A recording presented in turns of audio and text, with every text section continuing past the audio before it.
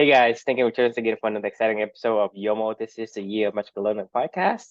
And today we're on Reflection 275, a brand new book, but it's a two-part reflection. And today is part one or two. So, Chris, what you got for Yeah. us today?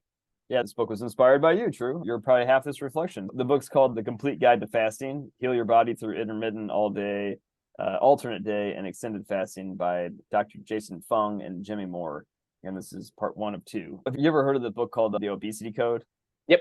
So this is the author that wrote The Obesity Code, Jason Fung. I actually haven't read that one, but I've heard that's like a pretty famous book. This book's all about fasting, the importance of, or the why we fast, why we don't fast. I mean, it was actually really fascinating. My reflection title for this one was Feast and Fast. You can't find balance without both ends of the spectrum. One of the things that I learned the most in this book, this is a reminder of don't do it alone. It should truly have a balanced, purpose-driven life. Like we've talked about a million times, right at the heart of purpose is meaningful work and meaningful relationships. Really sucks if you don't have anybody to share it with at the end of the day, kind of thing. Obviously, I have Amelia, I have my wife, I have friends and family, but you and I, we meet every night. You're a part of that equation. You're a big part of that equation. And a lot of this wouldn't be possible without you, right? Amelia and I love what we do every day, but the different core values, right? The different core values with different meaningful relationship. For each of those, you need the components of the core values, the meaningful work, and the relationship. Because without the ability to share the ideas, you're missing half of it. Exactly. You can't really have a meaningful relationship if it's a one-sided exchange. Like you have to be a little interested in humoring me around tennis. I got to humor you around stuff like fasting and other things that you do. The point is to get to know when you care about somebody and when you care about what they, a meaningful relationship, you learn what they care about and then figure out how you can, learn what they're doing, connect on that even more, right? Right. So, you never told me to fast or anything like that, but you've been doing this stuff yourself for how long now? Like, probably a couple of years. I mean, or a year. Yeah, about 2 years. 2 years now. 2 years. Yeah. So you've subtly mentioned it in conversations multiple times where, it's been a powerful thing for you, very powerful thing for you. And I've heard you multiple times, and this journey is all about learning. It's a year of magical learning. So, it's something that you clearly were passionate about. It's like your Why We Sleep book or whatever, that's probably the most quoted book that I ever hear you talk about all the time, and caffeine, right? So yeah, I went on a no caffeine trial myself just to see how it was going. I just did that last month and I'm still back on my no caffeine. I haven't broke it yet. That's not true. I've had a couple cups of coffee in the past month, but like maybe 3. Doing okay. But anyway, I digress. With you mentioning these things, it got me curious. Like I wanted to learn more, right? So I mentioned to you, this is back in October of last year, if you remember right. You'd mentioned something again and intrigued me, and you've never pushed me to fast or to explore this or anything like that. You just talked about your own experience and you've mentioned it multiple times, and I was like, okay, fine. You know what? I'll check it out. So, but me being me, like I was like, I got to learn first and I got to make sure that I understand what the hell is going on. Like, I'm not just going to like dive into this and try to figure it out. If I'm going to try it, I'm going to try to do it right, So I looked for a book and I looked to learn about it. So what I learned was really interesting. The operating system of the universe is, in my opinion, harmony and balance. And because of that, my mission is to try to figure out a way to harmonize my own life and to find balance and align myself with like the laws of nature and the laws of the universe. And once again, after reading this book, I found out that I was really misaligned. It just never ceases to fail how many times where you're like, shit, you think you know what you're doing, and then you're like, fuck, I don't know anything. The funny thing about my life personally is like I work out every day. Today I've did a good workout in the morning, then I went on a decent run. Today I've ran almost like 5 miles or something like that. I played tennis in the middle of the day today because I'm doing my monthly challenge this month of 30 days of tennis if I can. I'm working on very specific skills like I took Luca to the park. I mean, I'm an active person is what I'm getting at. Like every day, this is a part of my life. So I'm not, in a theory, I should be pretty healthy, I would think. But I could almost guarantee you after reading this book, if you did a CBC on me or something like that, and you looked at my A1C levels or something along those lines, I could probably almost guarantee you that I would be pretty diabetic or pretty damn close to it, if not. And that's because like I never stop fucking eating ever. Like from sun up to sundown. The moment I wake up, within 20 minutes, I've eaten like a meal bar or something along those lines, and gotten sugar in my body because I'm gonna go work out in like an hour after that, after I get done writing or something like that in the morning. Most of the time, I would probably eat until I'm drinking a glass of wine, like right now, because I told you this is a long week, so I'm like sugar in that, whatever. until I go to bed, I'm usually consuming some form of sugar or something along those lines, like a glass of wine and putting a little sugar in your chamomile tea isn't like like I'm a fucking, glutton or something along those lines. But the point is I never stop eating and I never stop consuming sugar. And I've noticed the effects on my body when I do it. And I didn't notice it really until this, but that was the big aha that I had. Like, I never give my body time to process anything. I consume food all day long in some form, and I never give my body time to rest, feast, and then fast, right? So that was a huge reminder for myself that it's not just what you eat, it's when you eat that matters as well. Like, you can eat the best diet ever, the most well-rounded, balanced diet. Like, I eat gluten-free, I eat dairy-free most of the time. That's not totally true anymore. I eat a lot of cheese these days just because I reintroduced cheese in my life, but I don't eat milk at all. Like, no milk. But anyway, like, I'm very cautious about what I eat, what I put in my body. Like, I eat pretty healthy throughout the course of the day, but that didn't change the fact that I still never gave my body time to rest at all. I was totally unbalanced. That was what I did. After I read this book, I did my monthly challenge for fasting for October, and it was really fucking hard. I struggled a lot. I've done it actually another monthly challenge of this. It was in whatever the month of Ramadan was, like April, I think, or something like that, or March. I tried it again, and I did a lot better that time. But bottom line is, I learned how unbalanced my eating patterns were. I never give my body any time to relax. So that's my biggest lesson I learned. You can't have balance without both. I got to balance out my eating with my rest from eating. To live a balanced existence, you got to have both ends of the spectrum. That's what I learned in this book. And that was because you spurred me on to go do it. And I listened to you and read the book. And here I am. I'm learning more about my diet. So I try my best these days to not eat after a certain time. I'm not like strict. I'm not like doing intermittent fasting all the time, but at least I'm conscientious of it at this point in time. Like, it's not just oblivious to me now. That's good. That's a step, So anyway, love to get your thoughts. Yeah. So the theme throughout this year of much learning is balance, and balance is something that we have to have. It's a core tenet of everything we do. So we say, hey, we love to eat the cake and not eat the frog. But you can't really eat the cake constantly. You have to stop and drink a sip of water, take a break, and do something. Or just don't eat. Right. And then same thing for you is, let's say you love to play tennis, but you have to let your body rest so that you can be optimal. Exactly. So you think about your eating habits, right? You think about it. Just imagine you are performing an action like playing tennis constantly. Right. I mean, constantly for how many years? Like 39 years, right? 38, 39 years. Well, I mean, I haven't been playing since I was born, but let's say I started when I was 5. You're constantly, yes. You're constantly eating, meaning equates to constantly playing tennis without even taking a day off. Right. Even if you eat throughout the day, it takes you a few hours to finish digesting all the food. Even if you eat every 2-3 hours, you haven't finished digesting all the food you have in this one sitting. So in the perspective of your body has been working constantly every single second for the past 38, 39 years. Constantly processing. Right? Yes.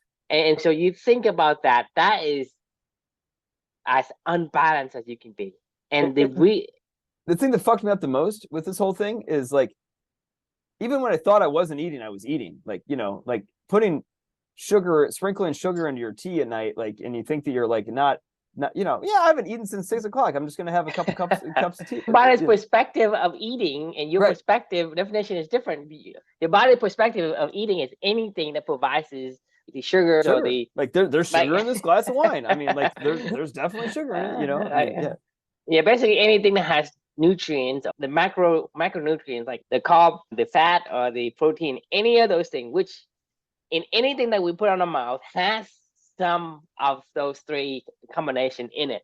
So when you're talking about drinking wine, or we're talking about like taking a bite out of an apple, a banana, or a lot of pop, whatever, and those are from the body perspective, that's eating, that's consuming. Doesn't matter how healthy it is, right? It doesn't matter if it's the quote healthiest thing ever. Like an apple a day keeps the doctor away, but not when you eat an apple from the moment you wake up until the moment you go to bed at night. Like, that's not good. Still, imagine that you are the body. You think of eating good food as playing tennis. You're still doing some work, but you're playing something that's fun, good food. Right.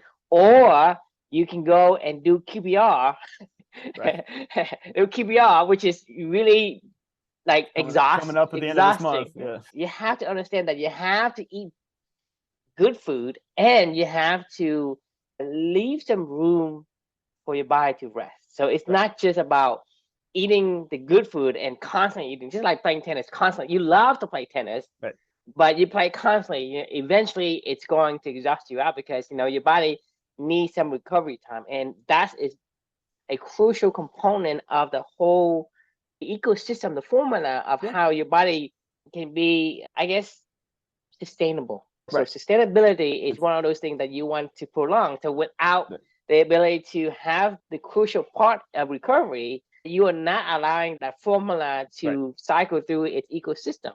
So you basically disrupting its natural tendency. So looking at it from that perspective, it's good food, right? But also the ability to let your body rest is an important part of the important ingredient. And so when we look at the American diet today, it's like your body has never had even a second to rest. No, There's always never. food in your stomach. Always. And like, I think your tennis example is a great example because, like, when you're younger, you can play all day long. I mean, I used to be able to play from, I think my parents would drop me off at like our summer clinic at like 10 a.m. or something. And like, they would pick us up at like 4, like, and I never was tired. I mean, I may have sweated a little bit or whatever, but if you asked me to go play more, I would have played more. I think we ate lunch in the middle of it or something along those lines. But for the most part, I mean, we were playing tennis for like 5 to 6 hours every single day, like all day long. And I would go then play baseball afterwards and go to swim practice in the morning beforehand. I was never tired. You know what I mean? I was never like, there was never even an inkling of me going, oh, I can't do this today because my body needs time to rest. But as you're pointing out, like, I watch Luca fucking every 5 minutes, something's going into his mouth, and they're usually garbage food. It's usually like he doesn't eat well, but he just consumes everything that he wants to consume when he wants to consume it. He's chugging milk before he goes to bed. He doesn't feel any negative ramifications yet. But at a certain point in time, you're right, you hit this threshold. Tennis is such a good example. It wasn't until I was in my late 20s, early 30s, where I was like, fuck, this hurts. I'm sore after I played a hard match. And I'm like, damn, I got to probably start stretching or something. And then it's like, damn, I got to probably start really training a little bit harder and running more, making sure that I move my body and train in different ways because I need to get more muscles in areas that I know are getting incredibly sore and fatigued or something like that. And then it's like, now I'm just totally fucking injured. I can barely swing a fucking racket right now. But to your point, it only compounds more. So if I were trying to play as much as I played when I was a kid, I probably wouldn't be able to do anything. I would probably be broken, at this point in time. I'm already feeling the ramifications of it, of trying to even go at a somewhat more balanced pace, myself right now. And I think that is such a good analogy because you don't see it when you're young. You don't see it when you're in your teens and you're just pounding food all day long whenever you want to. Even when you're in your 20s and you're out at bars and you're chugging beers or whatever, you just don't see what you're doing to your body and all the crap that you're putting into it and how hard your body's working to process all this stuff. And eventually it breaks down, And I think that was the biggest epiphany that I had in this book. I was like, Jesus, I've been pushing. I don't ever stop eating ever. And it's not like I'm eating bad stuff, quote unquote, in terms of what the world thinks is a bad stuff or not, but I never stop. And like it was just a huge wake up call for me to go, like, okay, you know Ozempic? You ever heard of this whole like Ozempic shit that's going on now with like Hollywood and like all the stars and stuff like that taking that drug Ozempic? No, I'm clueless about all the news, media, celebrities. I don't know who they are. I don't really care. Do you know what Ozempic is? I don't know. Semaglutide, Govi and Ozempic and Rybelsus are like the 3 main drugs, the brand names of these drugs. They were originally made for people with diabetes, right? Do you know what they do? No, not a clue. They make you not hungry? They're an appetite suppressant drug. And so like these people that are diabetic take Ozempic and they don't want to eat all day long and they stop eating. And all of a sudden, like they start to lose weight. And a few months later, they're no longer diabetic. They're pre-diabetic or their blood sugar levels are at normal levels. Well, celebrities and really rich people have caught on to this and they're like, oh shit, even if I just want to lose, like people like me are taking Ozempic, where you think like, oh, I just want to lose a few pounds or something like that. All it does is make you stop fucking eating. I had a friend of mine, her name's April, and she was like, hey, have you heard of this Ozempic drug? And we were out having a drink one night or whatever. And I go, no, what is it? She goes, I don't know, like all these celebrities are taking it and they're like, getting like super skinny from it or something along those lines. I go, I have a feeling I know what they're doing. This was actually right after I'd done this fasting thing and I just read this book. While we were out having a drink, I Googled it, read about this drug, and I was like, oh, yeah, that's it. I was like, I'll save you right now, April, thousands of dollars for this drug, because it's like $1,000 a shot. for What? yeah, no, it's like, it's super expensive. Scam. It's a huge scam. And I was like, April, you know what? If you want to get Ozempic results, just stop eating. Like, like Yes. intermittent fasting or something like that, and you will get Ozempic results. It blows my mind, but it's really fun to be able to see this stuff, how the rest of the world goes, oh, I can just take this drug and and I'll lose weight and my blood sugar goes down. It's like, no, just stop eating. That's what it was telling you to do in the first place. Is don't fucking eat all day long. Right. I mean, the thing is, people, so like I said, people, I guess, give up the ability to think for themselves because we are conditioned to look for answers and not come up with our answer ourselves. So Right. anything's on TV, and I don't know if these celebrities are doing it on purpose or they do it for money. Sometimes these company will get these celebrities to do it so that you get the social proof, so other people will buy it. And so for me, that's another propaganda base where you're trying to get. Why the celebrities taking them? Their doctors are prescribing it to them in Beverly Hills and saying, oh, you need to lose 10 pounds for your next role. Like, here you go. Take this Ozempic drug. I think it's more propaganda than just that, because why do you start with the celebrities? Because celebrity is being watched by the masses, and celebrity, you're not gonna make any money from celebrity. Yeah, you can charge them a few $1,000s a shot. You can even make $1 million, but drug companies are making billions and trillions of dollars, and the money comes from the common. The celebrities are taking this. As a matter of fact, like, the controversy is, like, there's a shortage for actual diabetic patients, and doctors are prescribing this for like rich people just so they can lose 5 pounds. Like, this is that's where the controversy is. Like, celebrities aren't endorsing this. Celebrities aren't out there saying, I'm taking Ozempic. Like, everybody knows what's going on, like in Hollywood and stuff like that right now. To me, it doesn't make sense. How can you be shortage of drugs, right? You just make them in fucking lab, and so you can make as many as you want. So shortage is a bunch of BS concept to me. So there's limited availability of the 2 milligram solution and blah blah. That's what I'm saying. This is basically a propaganda. Like I said, there's something I'm missing. How can you fucking have the ability to have shortage of drugs? It's something you fucking made from chemicals. So, like I say, it's not like you go out there. Let's say I want some redwood tree and have to wait for the redwood to grow 100 years. There's limited supply. But for drugs, you can produce any. Just manufacture it. Yeah. That's what drugs are. I mean, like 99% of all the drugs come directly from the lab. So, I mean, even marijuana, you have to grow, and there's no storage of marijuana. And so, even for that particular case, I just don't see how this is shortage, and it's limited supplies, and diabetic patients are not getting it, and blah blah. To me, it's a bunch of propaganda. That could totally be. I mean, I don't know what's actually going on with, like, Novo Nordisk or the other companies that are making similar drugs.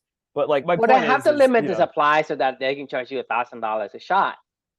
Because if it's available, insurance companies $1,000 shot, but like, insurance is paying that for the regular diabetes patient. Right, because Nordisk or whatever is still going to get the money regardless who pays. I mean, they're gonna have to justify, hey, this is $1,000, and you give to this patient, because you have to justify the companies to pay you, and the company that they insure you is gonna have to justify, hey, you now have to raise your premium rate. It's all about limiting supply so that you can raise the rate. To me, it's business, right? What is the Ozempic RX only $129 a month? That's not right. $892 per month is the cost for Ozempic. The point is in that we advocate this or the other. It's about who you are and who you are as a human person, right? Because your gene dictates how your body works. As long as you can think with its natural cycles, you're going to be better off. Because you're talking about the tennis example, right?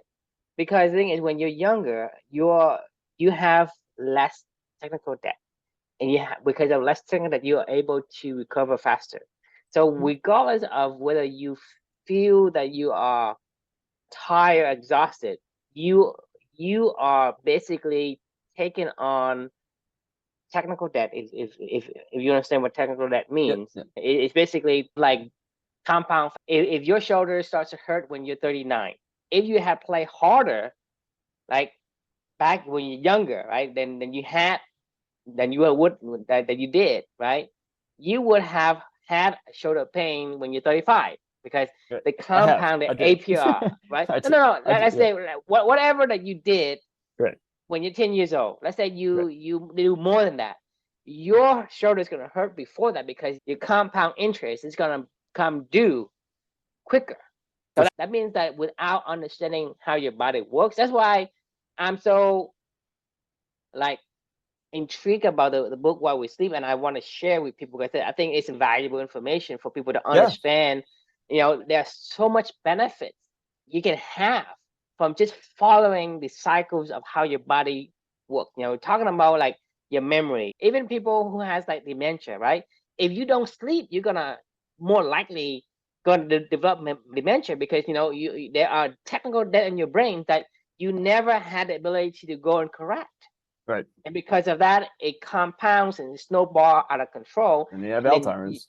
Alzheimer's. And so same thing with your body. When you're talking about your digestive system, right? It takes on this technical debt as well because you're eating so much, right? It has to do something with it.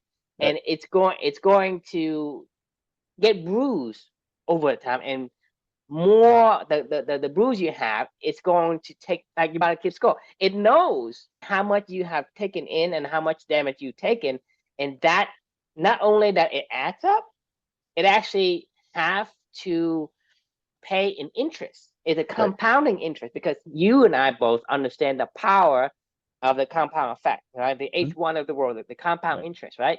So not only that it kind of piles up over the years, but it's also you have to pay dividends to it. It's a negative interest that you pay. It comes faster the more you damage. So if you understand about how your body is able to recover, when you recover, you're actually paying back those interests because you'll allow the bruises to heal. So therefore, by the time you're 40 or 50, right, you have less of a technical debt than you would have been if you continue to roll over every single second. I mean, compounding in a digestive system is every single second. So you think about eating constantly, right? Your body has no other choice but to go exhausted and shut down. So you're talking about people who could become obese and diabetic is because your pancreas stops working. It can't work anymore. It just breaks down. Needs time out. Needs vacation. It's flatline. You can't even recover it. And so that's the point of it because at certain, you're talking about people who have diabetes type 2, which is like they're insulin resistant, and people have type 1 diabetes, right? The insulin is no longer being produced. So your pancreas completely shuts down. It doesn't work anymore. So that's the thing. It's something that we don't notice until it starts to stop working because you see things working and you see, hey, I'm still to do things, I'm just a little bit tired. It's not noticeable.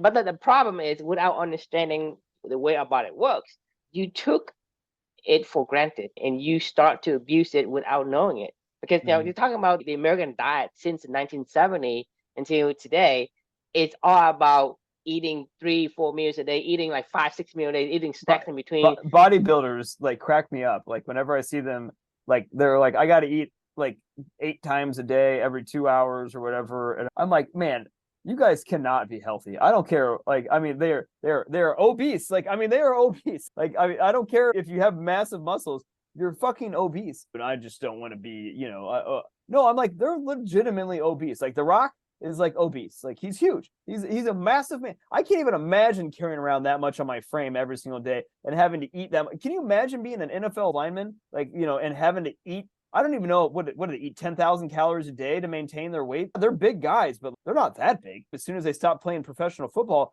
they drop down to 220 pounds and look like normal human beings. What were you doing for the past 20 years of your life? How much food did you eat every day to maintain that weight? I don't care how strong you are. It is not healthy for you. But that's the thing. That's the technical debt they pay because NFL players, you think they would be the healthiest person in the world and they would live the longest. But in reality, they live the shortest.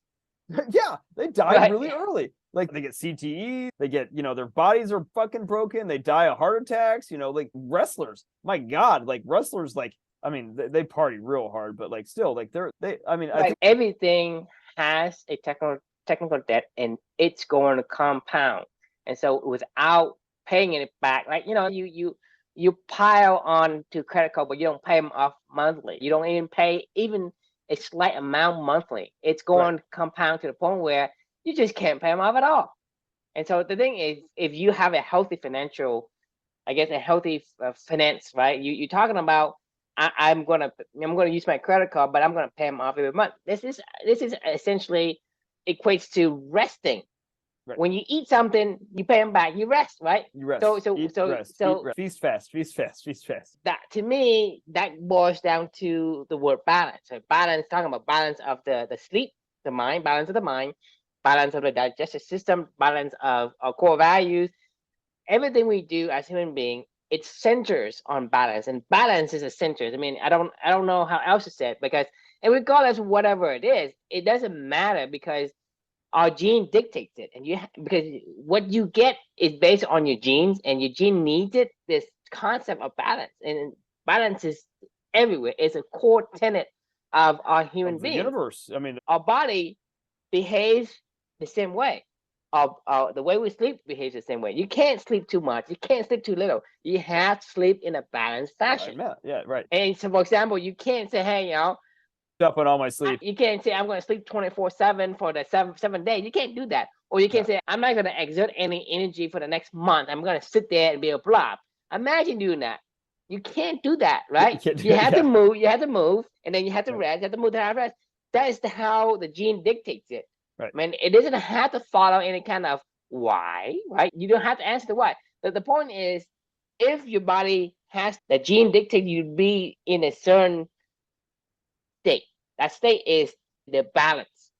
Right. All existence relies on balance. You can't say, okay, I'm going to run forever, or I can't say I'm going to sit forever. We can't do that. Right. We can't stay, because all life is in the transition. We are moving. All balance is constantly moving. That's the most ideal state for us as human beings. Different for a rock, right? Different for a tree.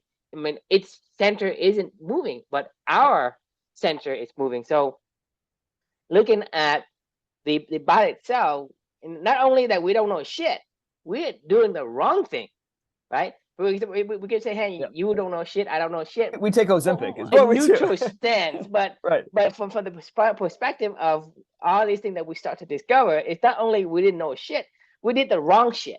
That means it's worse than doing no shit, right? Yeah, worse than doing. That's what I was joking about. We take Ozempic. We see Kim Kardashian lost 20 pounds and we take Ozempic, and then you realize, like, oh man, this Ozempic makes me feel like crap. So like I feel kind of nauseous. So I'm gonna take this drug to counteract the nausea. And then that drug makes you do something else. And you're like, well, I got to take this drug to counteract that drug, counteracting that drug. Then I got to take this other drug to counteract this drug. And then eventually you're taking 20 drugs, like, 20 drugs a day, 100 drugs a day, just because, it never balanced, right? Like, right. All you had to do was just not eat. All you had to do was listen. You can keep stacking on the different drugs to balance out. That's kind of the truth, honestly. It's counterintuitive to what we're conditioned to, because the thing is, like I told you, in our life, it's not about what you add to your life. It's about what you remove from your life.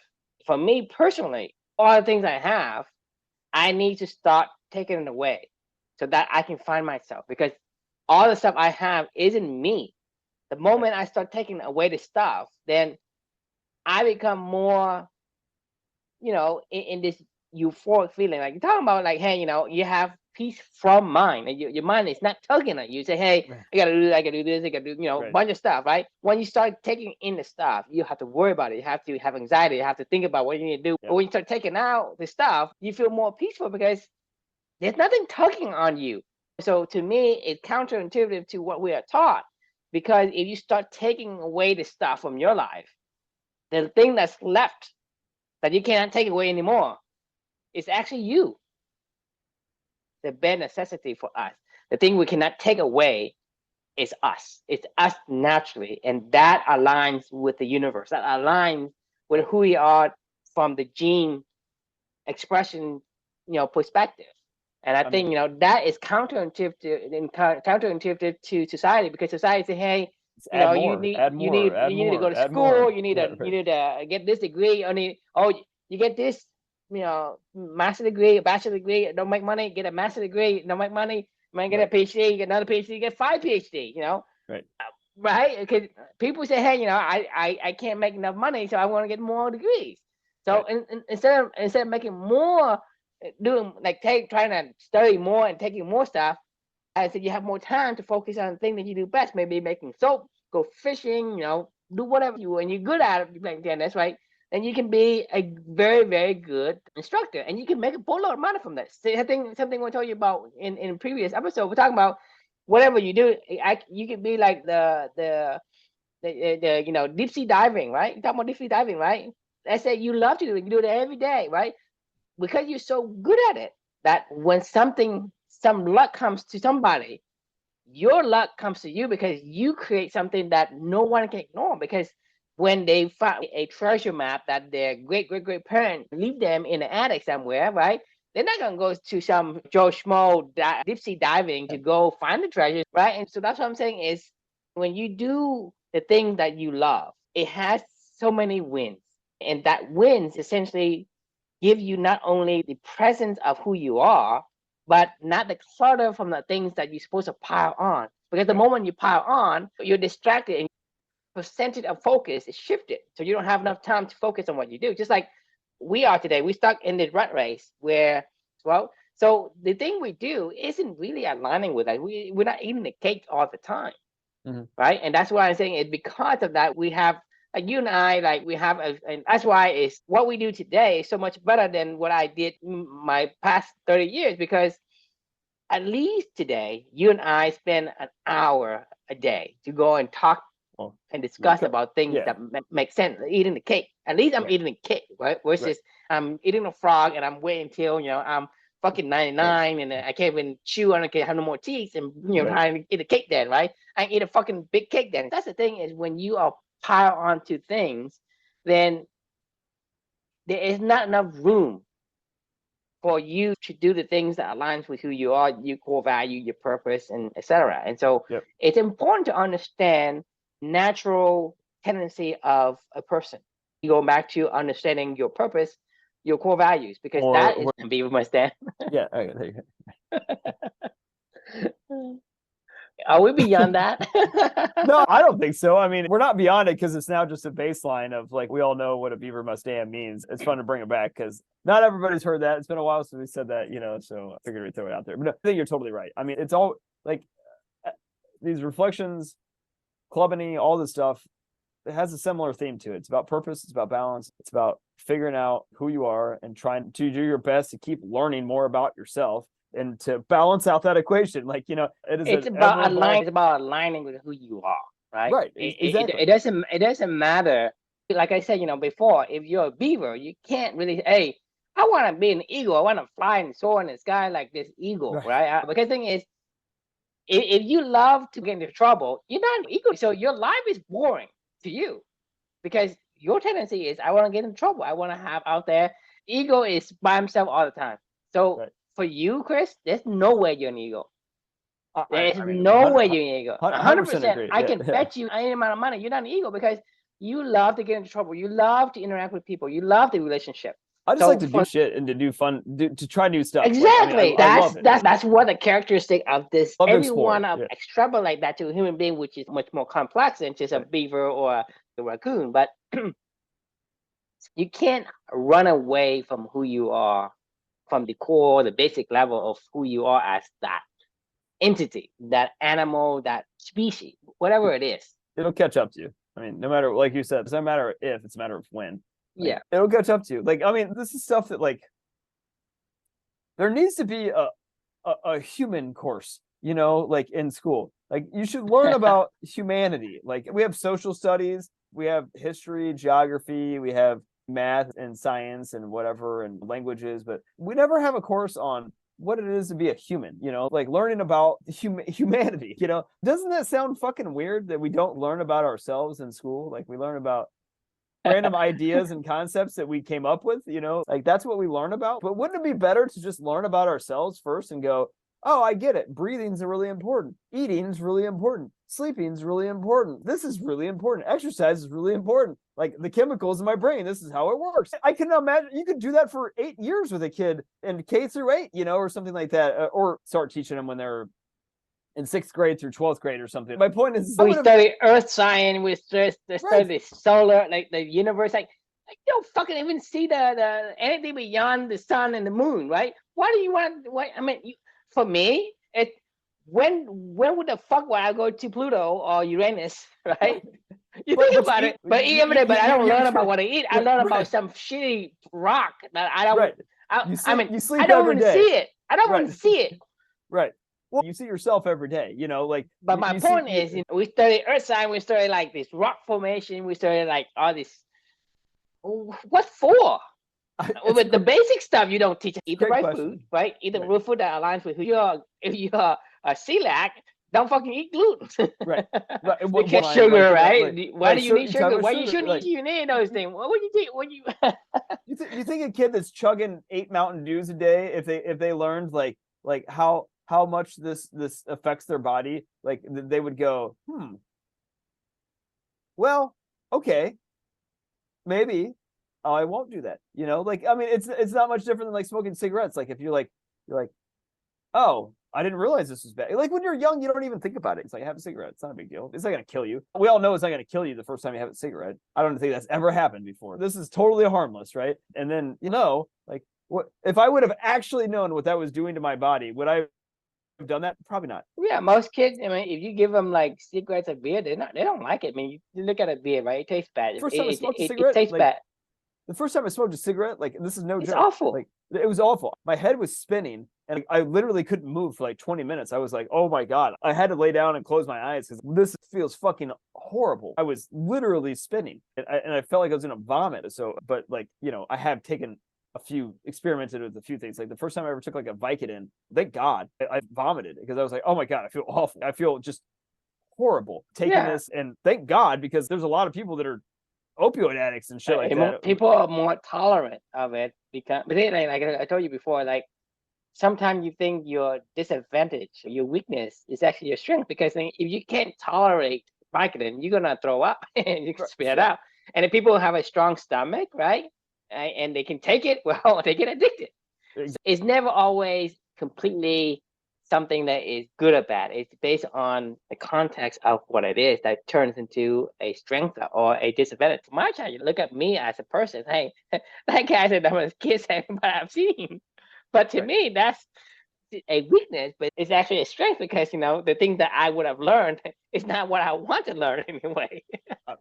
That's like we talked about it before in the past. Like whenever you see everybody doing one thing, like it's in your best interest to go the other way. My dad's calling me right now. It's really late, so I think we should probably wrap, because whenever my parents call me this late at night, I'm always like worried. But it's usually I'm sure my dad's gonna be like, hey, did you want to go like golf maybe like this weekend? But I'm like, why are you calling me at 10 o'clock at night to ask me that? But let's go ahead and wrap this one up. The question we can leave for everybody is, what might you learn if you actively participate in activities aligned to your meaningful relationships? Meaning, listen to the people that matter to you and learn from them as well, because you are the collective of the 5 people you spend the most time with, and then how much you apply those lessons to your own purpose. I learned a lot with learning about your feast and your fasting, and it's something I still think about regularly, and it's something I'm still applying to my life to find more balance, which is our shared purpose and goal of companies. So I appreciate you sharing that, and thank you very much. Keep exploring on yourself and telling me new things so I can go explore some more and figure out new shit for myself too. I appreciate it. Anyway, any final thoughts? Well, that's the mission. That's the mission that we are trying to advocate in company is, finding the values that is central to who you are. Agreed. Yep. Like it's important. Don't ever stop exploring and keep learning and keep growing, because it's a never-ending quest. Thanks for joining, and we will see you guys tomorrow night. See ya.